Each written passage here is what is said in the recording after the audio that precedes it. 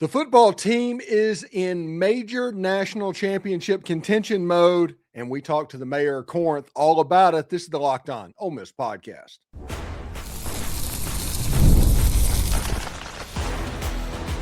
You are Locked On Ole Miss, your daily podcast on the Ole Miss Rebels, part of the Locked On Podcast Network, your team every day. Welcome to the Locked On Ole Miss podcast, the most watched Ole Miss podcast out there. I'm your host, Stephen Willis, a 10-year veteran member of the national media and a former Ole Miss staff member as well. We're part of the Locked On Podcast Network now. It's the number one podcast network in America, sports podcast network in America. That's all because of you taking in content like this, and we will never not be appreciative about that. On today's show, we are in Ole Miss is a serious contender for a national championship mode with the clearing of Trinidad Chambliss. We talk about all of that with the mayor of Corinth himself, Tom Vanderford, in just a moment. Kind of get his thoughts on what's going on in the repair of the ice storm as well and his medical condition. We'll talk about that. All of this and more on today's Locked On Ole Miss podcast. Remember, we're free and available on all the podcast apps and on YouTube, and a special hello to the insiders and everydayers who make the show what it is, and that is your team every day. Today's episode is brought to you by FanDuel. It's the last call for football on FanDuel. If you're a new customer, bet just $5 and get $200 back in bonus bets if that bet wins. So, Tom, pretty excited. Trinidad Chambliss was cleared last week. He's going to play in 2026.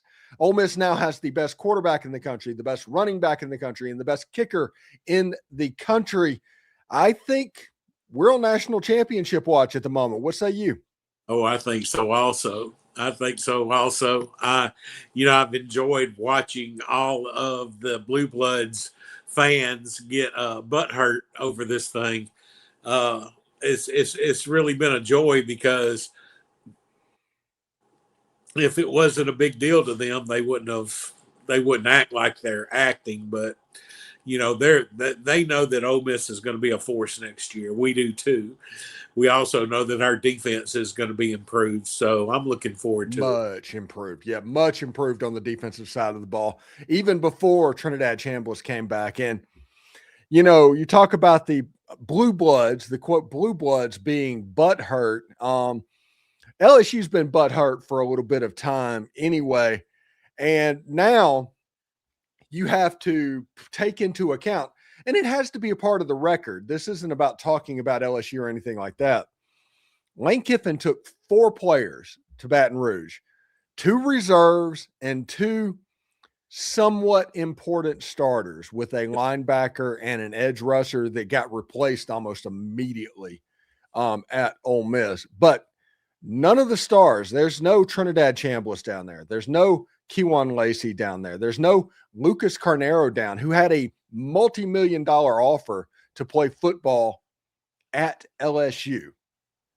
None of those players went. They stayed. Ole Miss did a wonderful job of retention. Walker Jones did fantastic, not just in the transfer portal, but from the NFL. Sontaran Perkins, he's back. Everybody just assumed he was going to go to the NFL. He's back. Patrick Kudas was wanted by everybody. Heck, Texas made a big run at Kewan Lacey. The point is, Tom, Walker Jones did an amazing job with all of these vultures coming around after what happened on November 30th. And Ole Miss came out on the other side stronger for it, I think. Oh, yeah. Yeah. Walker Jones deserves tons of credit. What he and his staff and our staff at Ole Miss were able to do is unbelievable.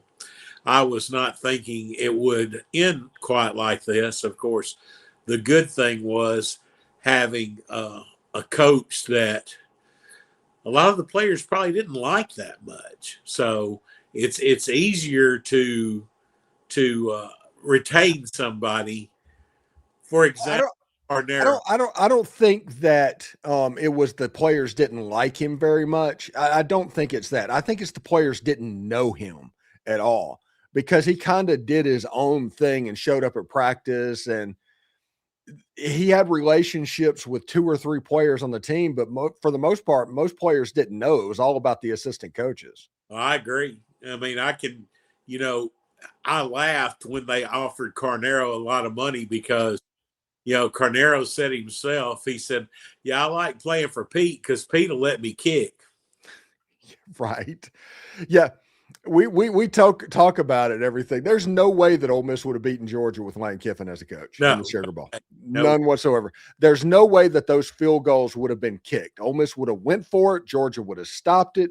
They would have probably been up by 21 points at halftime, the way that game played out. If it played out exactly because Lane wouldn't have kicked the field goals. Not at all. Yeah. Pete just let him 57 yards, boom. We get to the 40-yard line. That's 3 points. Yeah, I'm a defensive coordinator. I will take that all day. And when you talk about the talent that they brought back offensively, and you talk about the talent that they added defensively, this team can be 2024 talented. I don't know if it's there. I don't know if Will Eccles has made that Walter Nolan jump yet. I don't know if Suntarine Perkins is ready to have 13 sacks on the edge. I don't know if Blake Purchase or Luke Farrelly are going to be exactly what we think they are. But on paper, this is a more talented team, a much more talented team than a team that was 19 seconds away from the national championship game. That is correct. Yeah. And it is important to remember, for Ole Miss fans that are doing this, we're all excited of what's going on, but it can always go sideways. Yeah. When a season hits, because Penn State was almost in this exact position a year ago, to where they were coming off of a national championship game where they had the ball driving to win and go to the national title game, only to go 6-6 and fire their coach, and everything just kind of went sideways. So it can go pear-shaped. The difference between Ole Miss and Penn State, though, is everybody knows Drew Aller is a bad quarterback. Everybody, 100% of the people. It may have took 3 or 4 years at Penn State for people to get that opinion, but it was 100% correct that he's a bad quarterback. Trying to put the team in his hands, you're going to have a bad team if you do that. The difference is Trinidad Chambliss, him coming back, the best player in college football, the favorite for the Heisman Trophy going into this season. I'm excited for what Ole Miss can be in 2026. Even if the schedule's harder, the team's better. Yeah, I agree. The schedule is harder, of course, but when you're in the SEC, you're always going to have a hard schedule. But I really, really think that we are loaded. I mean, completely loaded on both sides of the ball. You didn't even mention Maldonado. I think he's going to be a surprise. I do too. On the edge, I went with Blake Purchase because I spoke with Spencer McLaughlin, the host of Locked On College Football and the host of Locked On Ducks. Yeah. And he mentioned that Blake Purchase would have been a starter at Oregon if either of the defensive ends that they had went pro, which they have 2 pro defensive ends. Neither one of them went pro. It's kind of funny to see the early declarations kind of going away, right? In the NIL age. And Blake Purchase, hey, he wanted to play, so he transferred out. He's tailor-made to be a jack. I do like Maldonado. I think he's going to be a great player. I think Ole Miss did a good job replacing Xavion Harris, who was always going to be different. Jaheim Oatis fulfilled the prophecy of returning home to Mississippi. So I think defensively, this unit has a chance to be not just good, but elite, like 2024 level elite. And the offense, you saw what they did a year ago, 7 games in a row, over 30 points. And the game that broke that streak, they scored 27, and it was the most points given up by the other team. I think with everything's going on and what we saw a year ago, I think it's okay for everybody to kind of peacock a little bit. Be excited, in my opinion. Oh, I agree. And for all of those naysayers that say that was Weiss and Kiffin, may I ask you to Google John David Baker? Yeah, seriously. It's amazing. I did Sirius XM yesterday, and they asked about the Ole Miss offense and what it'll look like moving forward and how it's going to, will it be a complete system change? And I was like, it's the exact same offense. They run the same plays. If you want to see what the offense is going to look like exactly, watch what Ole Miss did in 2023 in the pass game. Yeah. That is what it's going to look like because John David Baker was the passing game coordinator in 2023. Exactly. Anyway, when we come back, we'll continue talking with the mayor of Corinth about Ole Miss football and turn our attention over to basketball and talk about the ice storm a little bit as well. This is the Locked On Ole Miss podcast. Stick around. The Winter Games are officially here, and if you're anything like us, you're locking in for events that you only get to see on the biggest stage every 4 years. That's why we're following the Winter Games on FanDuel, and it just makes sense. From medal counts to individual events to finding your angle on the sports you care most about, FanDuel gives you more ways to stay connected to the action. The drama of curling matches that start really slow and somehow get really intense really fast. Hockey games that are different right from the opening faceoff. Speed skating decided by just a mere inch or two. FanDuel keeps the entire Olympic experience engaging from the start. The Winter Games are on, and there's no better way to follow them than with FanDuel. FanDuel, play your game. Do us a favor, like, subscribe, and comment on this video. Subscribe to the podcast on whichever audio podcast you're listening to and give it a 5-star review. It costs absolutely nothing, but it helps keep all of this free. Thank you also for making Locked On Ole Miss your first listen of the day, and thank you for making Locked On the #1 sports podcast network in America. That's all because of fans like you taking in content like this, and all we can say is thank you. You already live your team every single day. Why not take it up a level and go ad-free? Join the Everydayer Club today and get Locked On Ole Miss with no interruptions, members-only Discord access, and more, all for just $5 a month or $50 per year. Go to lockedonolemist.supercast.com or check out the link in the show notes to learn more. One thing you need to know, if you have signed up, and a lot of you have, sign up for the Discord as well. I will send you an invite inside of the Discord that takes you to the Locked On Ole Miss little private Discord that we've been running for a couple of years now. Insanely fun. Lots of good people talking about Ole Miss football and zero trolls.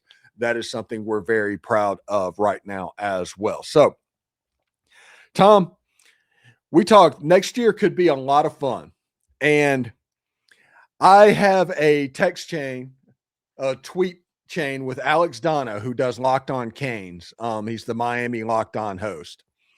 And the one thing you notice in there is, I would like Ole Miss to run it back, play Miami in Vegas, where the national championship game would be.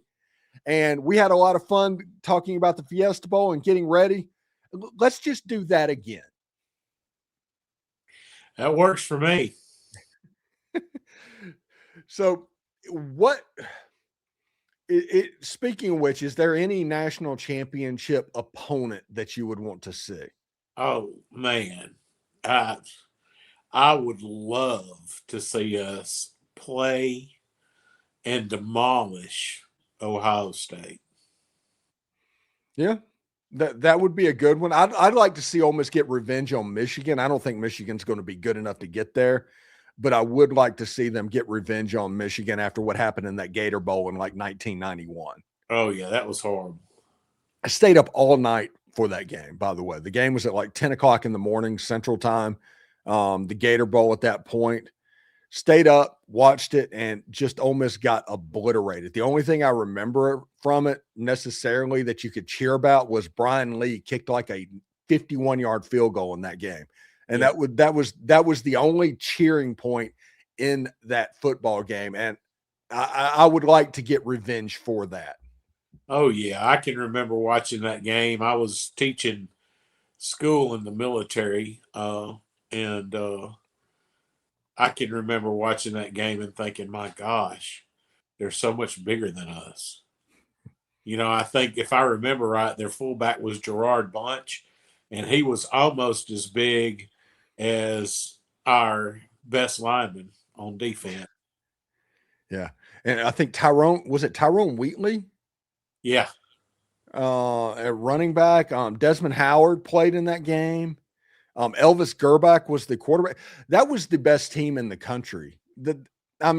You can give excuses all you want to, but they lost late games against like Notre Dame and somebody else that knocked them out. They were supposed to win the national championship that year. Oh yeah, they were ticked off. Yeah. Yeah, Ole Miss has run into a couple of teams in bowl games to where they just came in completely ticked. Oh yeah. The TCU game in 2014 is another one. I talked with Gary Patterson this year on my show, who is the defensive coordinator at USC now. I look for them to go a little bit better, but I talked to him and he said, hey, they figured out by the way that Evan Ingram lined up, which direction it was going to go and whether it was a pass or a run, where he lined up, whether he was like splitting the difference with the outside tackle, if he was completely covered up or if he was open, that the defense just made checks at that point on what Ole Miss was doing. And that's how they shut Ole Miss down in that game. Well, at that point we were running a very simplistic high school offense for the most part. So, but, at the same time, some of our players had a little bit too much fun the night before the game, and that didn't help either. It's kind of cool to think about. It started in 2012, and it's gotten to the point. I don't like the way it ended with Hugh Freeze, and I don't necessarily respect him that much.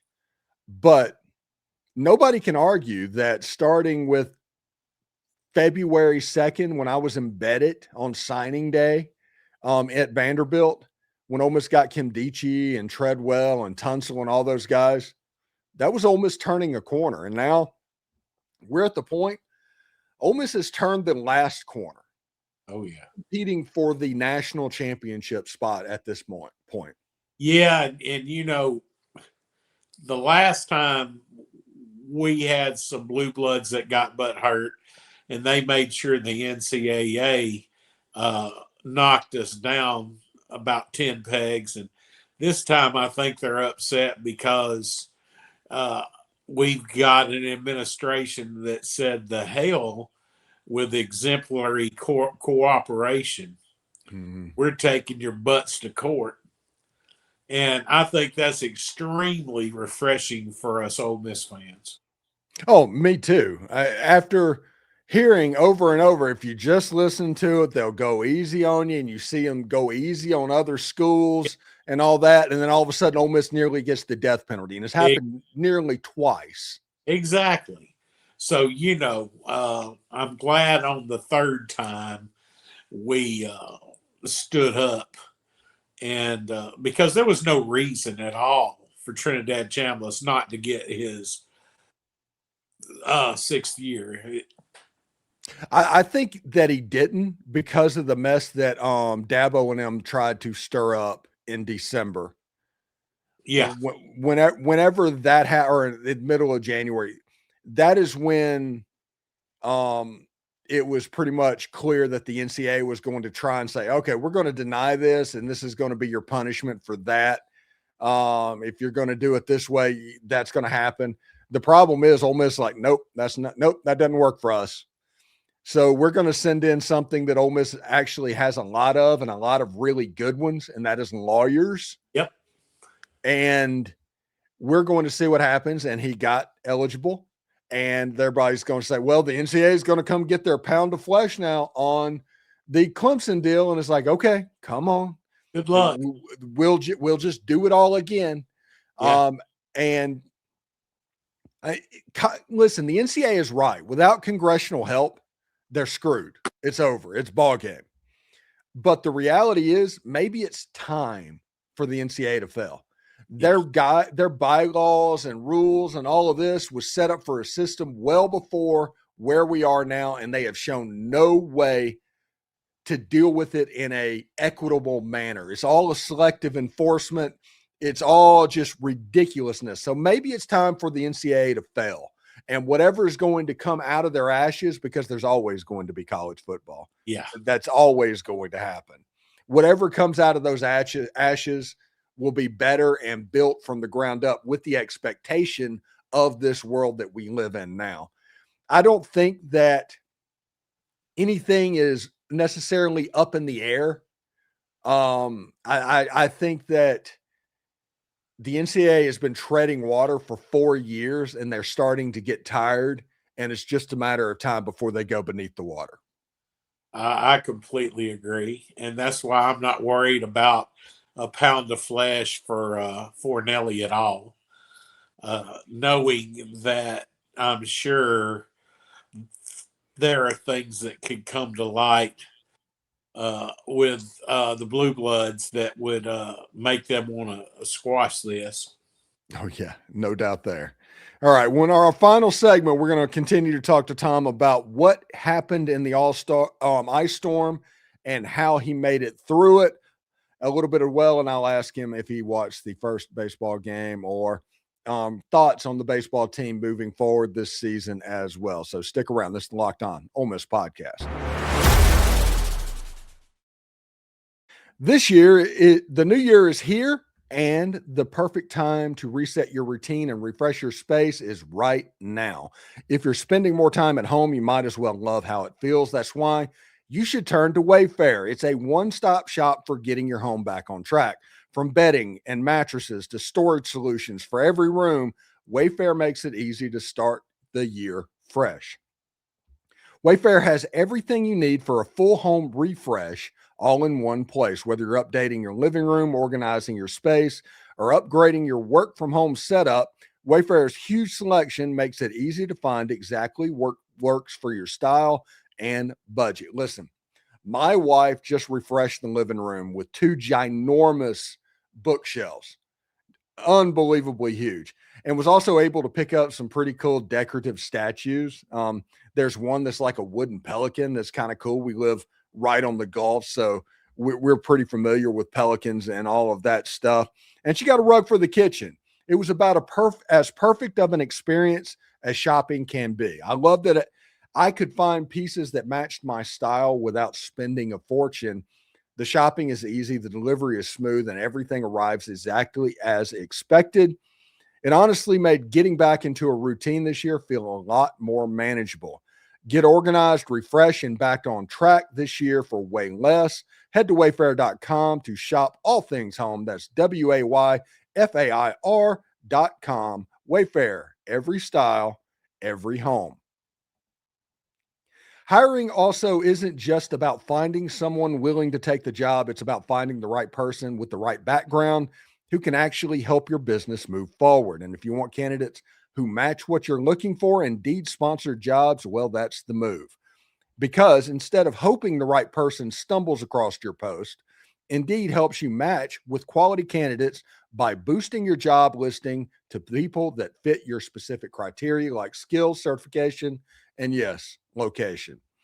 That's what I like about Indeed. You can get specific and target exactly what you need. It saves time because you're spending less energy sorting through the mismatches.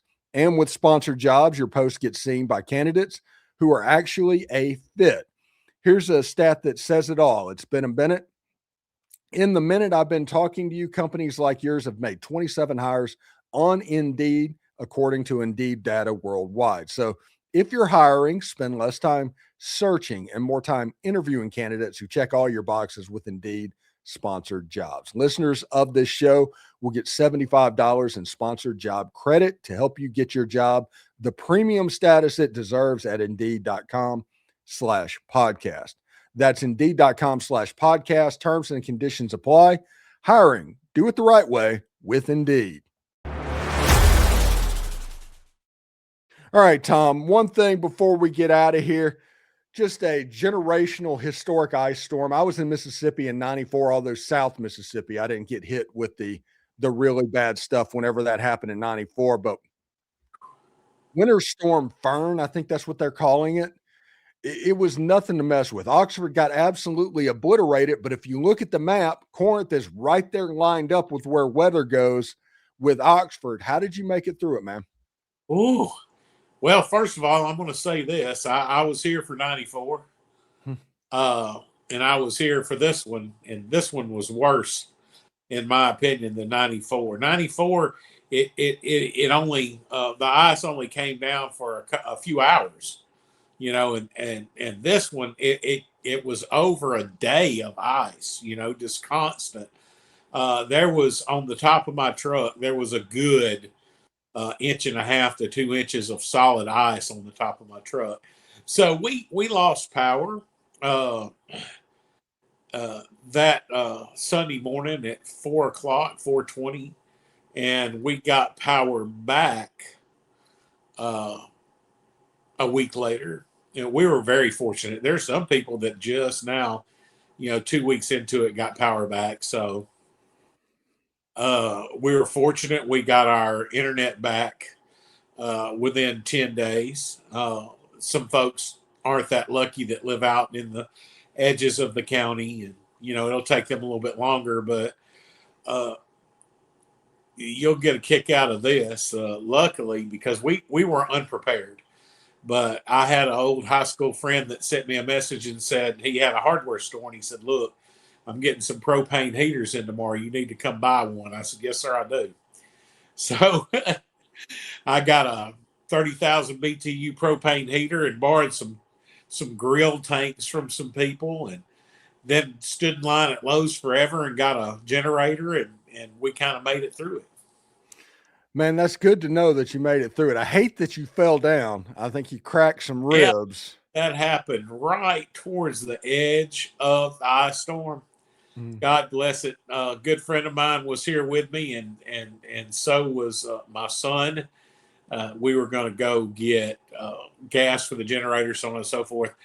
And I fell on the ice and cracked my ribs. I fell on my back, but it hurt my ribs so bad that my front cracked as well.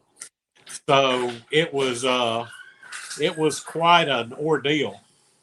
Yeah, it's weird. Ice is one of those things. There's no such thing as falling gently on ice. You go down in weird ways, and you go down hard. And I'm just glad you're okay, and I'm glad to have you back as well. Baseball season coming in. Any thoughts on the baseball team going into this season, real quick, before we get out of here? Optimistic. I'm hopeful. I think we've got the best Friday pitcher in the SEC. I'm eager to see what our Saturday and Sunday starters are like. I was glad to see that we had a fairly long reliever yesterday. I thought, winning 11-3 was positive. I mean, look at poor State. They almost got beat by Hofstra. Mm-hmm. Yeah, and college baseball in February, man, it can be a weird animal from time to time. What's that?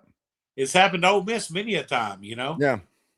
Yep. We'll see. I don't think there's any excuse for Ole Miss to lose a game this weekend if you want to accomplish what your goals are. But baseball is just, it can be weird. It can be absolutely strange. Anyway, what do you got going on this weekend, buddy? Oh, dude, I'm just going to relax. You can see that I had to kind of lean back in the recliner. The old ribs are still kind of hurting. They're healing, but they're still kind of hurting. And if I sit a certain way, they let me know that I don't need to be sitting that way right now. All right, Tom. Well, thank you very much for stopping by, and we'll talk to you next week, man. Hotty toddy, everybody. Hotty toddy. Thanks again for tuning into the Locked On Ole Miss podcast. We're going to continue to talk transfer portal all week. Kind of, not transfer portal. Trinidad Chambliss all week. Said the wrong thing there. We're going to talk college baseball. We're going to talk basketball and all of that. So make sure you subscribe and follow the show so you get all of the latest episodes. We're on all the social channels as well. So check that out. If you never miss an episode, the Everydayer Club is built for you. Get the Locked On Ole Miss podcast ad-free, plus members-only Discord access and more. Head to lockedonolemiss.supercast.com to join the club. For those of you on video, we're going to send you on over to the 24/7 National Locked On Podcast Network YouTube channel. On audio, make sure you check out Locked On College Football, Locked On SEC, both great shows. Hope everybody has a good time. We will see you tomorrow. Hotty toddy, everybody.